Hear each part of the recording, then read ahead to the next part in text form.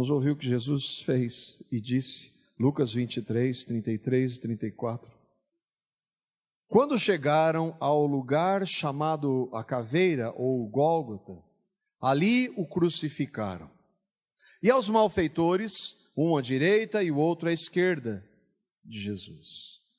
E dizia Jesus: Pai, perdoa-lhes, porque eles não sabem o que fazem. E repartindo as suas vestes, lançaram sortes. Ele não somente não falou, mas pediu perdão por eles.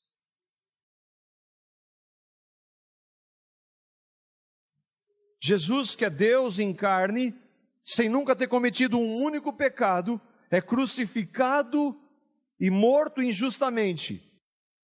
E ainda assim, pede que Deus perdoe aqueles que estavam fazendo aquilo com ele.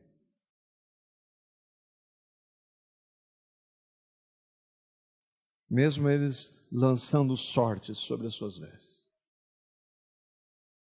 Se você e eu cremos em Cristo, você sabe o que eu estou falando. Quem não crê não está entendendo nada. Marcos Salles. Quem é você para maldizer quem quer que seja? Você é perfeito? E essa pergunta é boa. Você nunca foi injusto? Será que você nunca foi injusto? Você não diz que crê na soberania? Eu digo que creio na soberania de Deus, que Ele governa todos os detalhes. Deus não sabia o que ia acontecer? Deus não está no controle?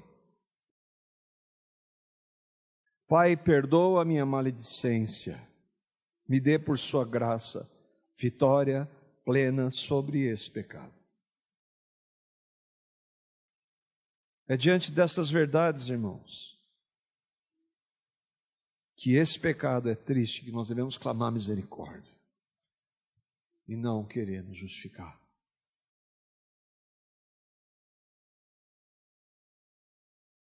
Você entende que maledicência ela não se justifica? Se eu maldisser alguém que me traiu, que me difamou, que criou uma má fama ao meu respeito, eu estou simplesmente fazendo a mesma coisa.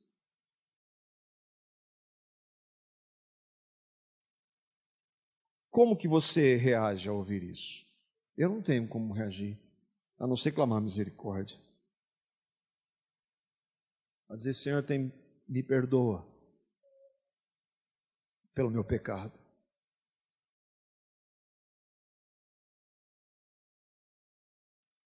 Outra coisa, maldizente sem arrependimento não é cristão. Um imoral sem arrependimento não é cristão, assim como um avarento, assim como um idólatra, um alcoólatra, um ladrão. Um pecador que não se arrepende, confrontado pela palavra, mostrando que a ação dele é pecado, e ele diz, não, eu vou continuar fazendo isso, não importa, esse não crê no Evangelho.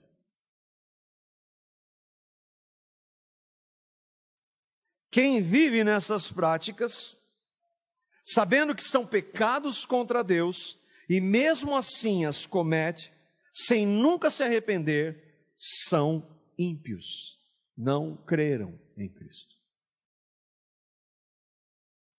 O que isso tem a ver com a maledicência? 1 Coríntios capítulo 5, versículos 9 e 11. E aqui então é pior, porque nós como cristãos, eu como cristão, quando compactuo com isso, estou causando muito ruim para a igreja de Cristo. 1 Coríntios 5, 9 e 11, Paulo está falando para cristãos, eu já lhes disse por carta que vocês não devem associar-se com pessoas imorais. Mas olha quem são que ele está dizendo. As pessoas que ele está dizendo. Com isso eu não me refiro aos imorais deste mundo, nem avarentos, aos ladrões, aos idólatras deste mundo. Se fosse assim, vocês precisariam sair deste mundo. Então você não pode, não é que você não deva estar com alguém que não crê, um ímpio. Porque como é que você vai falar de Cristo para ele? Como é que você vai manifestar Cristo para ele? Mas de quem que está falando Paulo?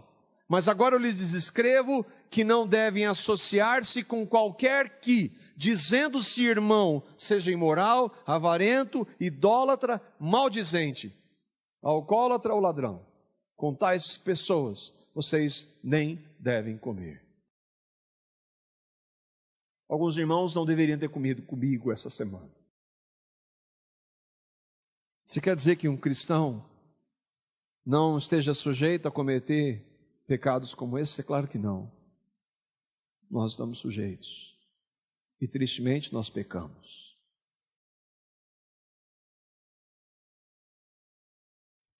O que fazer nesse caso?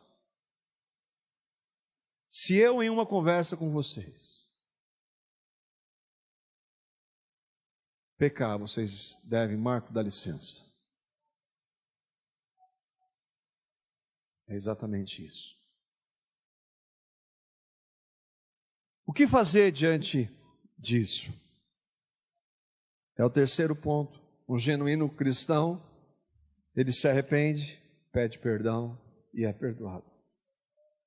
Aliás, já foi perdoado lá na cruz. Totalmente perdoado. Um genuíno cristão se arrepende e pede perdão ao Pai e, nesse caso, àquele de quem nós falamos mal. Lembra de Davi? Ele cometeu pecados tão graves quanto a maledicência. Adultério, mentira, assassinato. Mas como ele era um crente genuíno, ele se arrependia. O que é o arrependimento? Salmo 32, versículos 3 a 5. Aqui é Davi confessando os seus pecados. Enquanto escondi os meus pecados, o meu corpo definhava de tanto gemer. Ele não estava bem, ele estava muito mal. Pois de dia e de noite a tua mão, a mão de Deus, pesava sobre mim. A minha força foi se esgotando como em tempo de seca. A mão de Deus pesava sobre ele porque ele havia pecado. Por que ele fazia isso? Por amor. Porque se não amasse, deixava viver daquele jeito. Mas por amor, a mão de Deus, que é amor, pesava, para conduzi-lo ao arrependimento. E pela graça o que acontece? Então reconheci diante de ti o meu pecado e não encobri as minhas culpas. Eu disse: confessarei as minhas transgressões ao Senhor, e tu perdoaste a culpa do meu pecado. Isso é maravilhoso. Que diferença há entre a minha maledicência e o seu pecado e o pecado de Davi? É claro que as consequências podem ser muito mais sérias de acordo com os pecados. Deixa eu me dar um exemplo de como as consequências de determinados pecados podem ser sérias. Se eu caluniar um irmão e mais pessoas passarem a notícia e esse irmão souber e passar por um sofrimento, isso é muito mal. Eu não falei de adultério, eu falei de matar ninguém.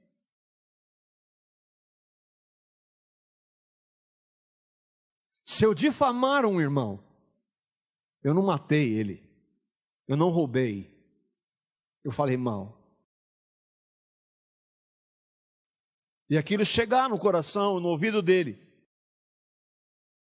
vai entristecê-lo, e as consequências para isso, só você e eu conseguimos medi-las. Essa semana a mão do Senhor pesava sobre mim. E eu sei que nada justificaria agir de outra forma, senão dizer: Senhor, tem misericórdia de mim. Cristãos creem na misericórdia. Cristãos citam Davi. Por quê? Porque a misericórdia do Senhor é muito maior que o meu pecado. Não é justificar. É saber que as misericórdias dele se renovam todas as manhãs. Por que será? Porque nós precisamos delas. Todas as manhãs, eu e vocês, estou falando para cristãos, precisamos das misericórdias dele. Porque sabe o que aconteceria conosco? Sem as misericórdias dele, nós seríamos fulminados. Justamente.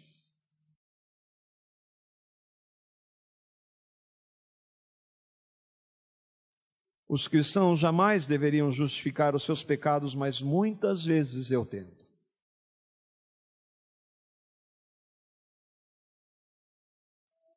Por que eu tento? Porque eu sou orgulhoso.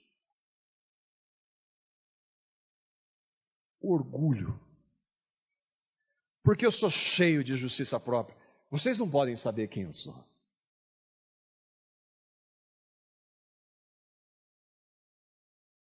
Porque, ainda que como cristãos, nós temos um coração que é enganoso.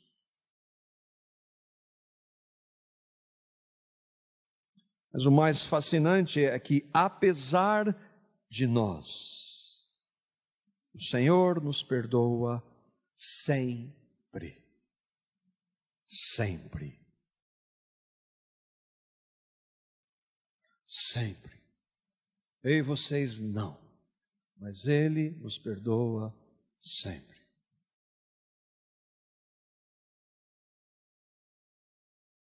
Às vezes nós queremos dar limites. Eu pensei em algo, irmãos.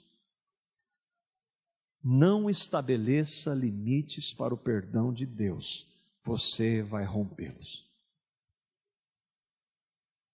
Não estabeleça limite para o perdão de Deus, você vai extrapolá-los.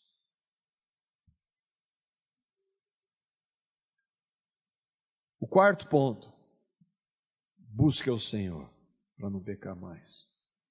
É possível? É claro que é. É claro que é. A vitória sobre quaisquer pecados só vem pelo poder de Cristo e do nosso andar com Ele. Já conversei com irmãos que lutam contra bebida, drogas, pornografia. Já conversei com alguns. E quando eu digo para esses irmãos, continue clamando, eu estou falando de mim também.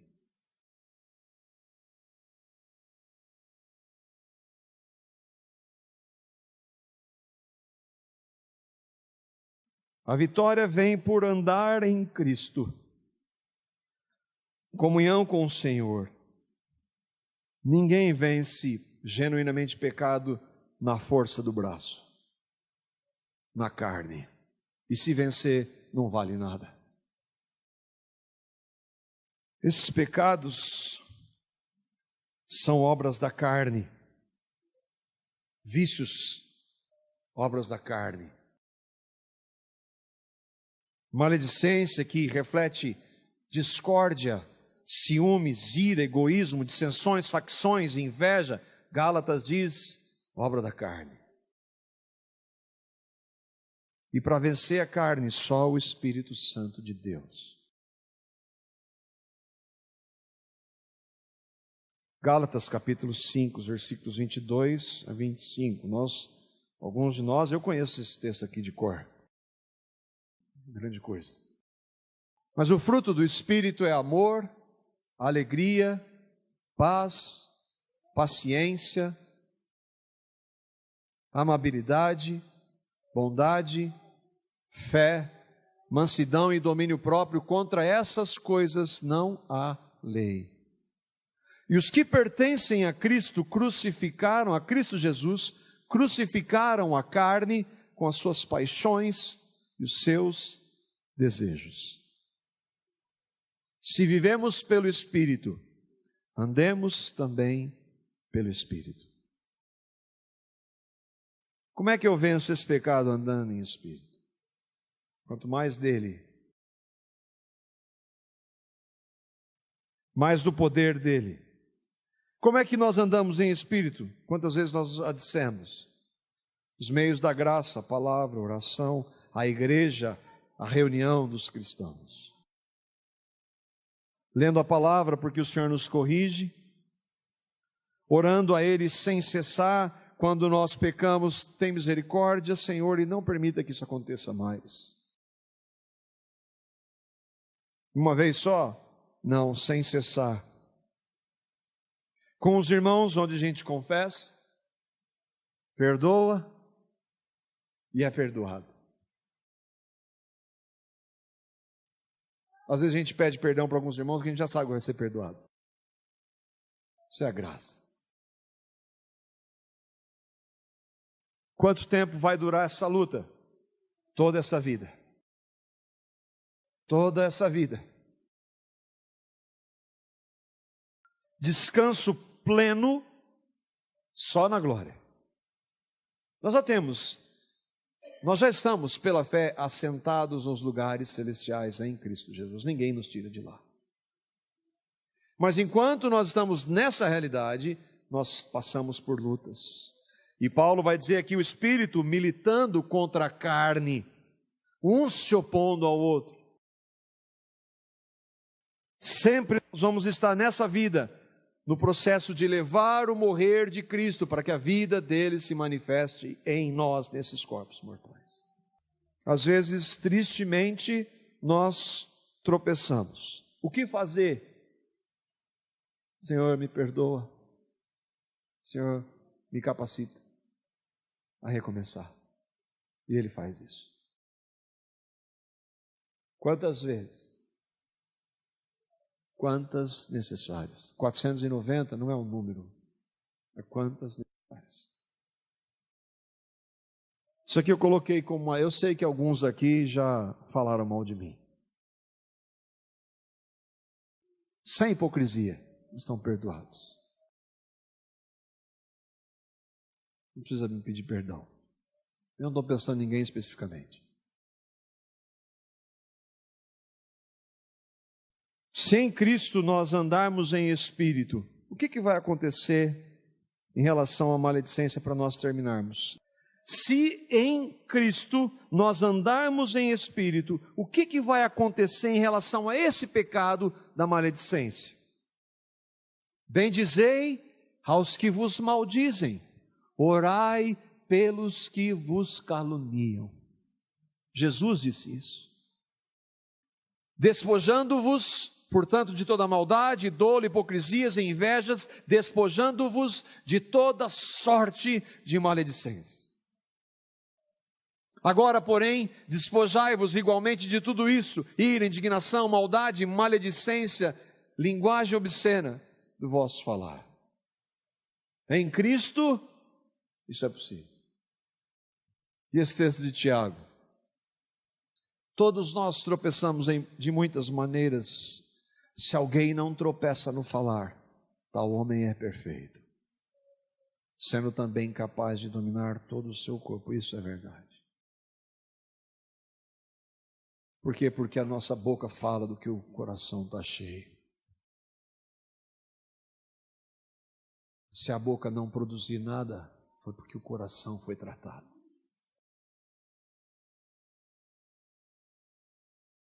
Mas isso é impossível, fora de Cristo. Fora daqueles que não creram no Evangelho. O que é o Evangelho? O Evangelho é que eu e vocês somos pecadores.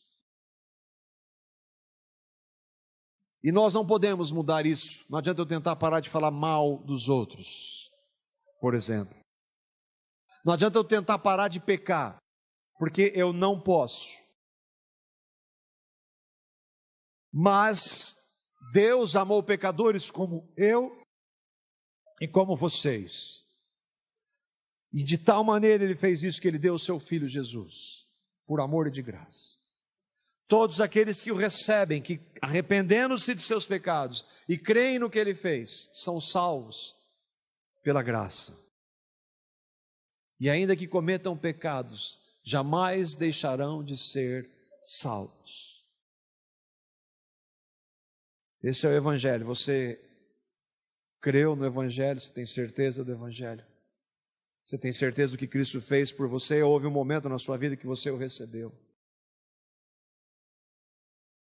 Se você crê, então, o que nós podemos tratar? Hoje nós vamos ter ceia. Você falou de alguém? Peça perdão ao Pai. E, se possível, vá até a pessoa. Peça perdão. Sem nenhuma justificativa. Caluniaram você? Perdoe. Ore por essa pessoa. Exalte o Senhor, se for um irmão em Cristo. Exalte o Senhor dizendo que aquela pessoa que maldisse você tem do que Deus já trabalhou na vida dela.